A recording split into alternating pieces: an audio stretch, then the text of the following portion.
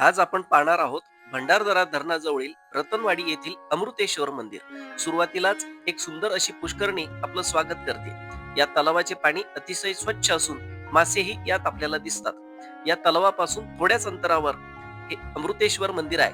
1200 वर्षापूर्वी शिलाहार राजा झांज याने अशी 12 मंदिरे बांधली, त्यापैकी हे एक. हे मंदिर हेमांडपंथी शैलीतील असून मंदिरावर भौमितिक नमुने आणि सुंदर शिल्पे कोरलेली आहेत. आता या मंदिराचा हा खांबच पहा ना. याच्यावरील कोरीव काम पाहून मन थक्क झाल्याशिवाय राहत नाही. आणि कुठेही न दिसणारी गोष्ट म्हणजे दोन नंदी इथं आपल्याला दिसतात.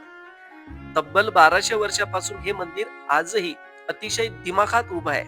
रानावनात आडमार्गाला हे मंदिर पाहून, इतकं सुंदर मंदिर पाहून मन आश्चर्यचकित होतो.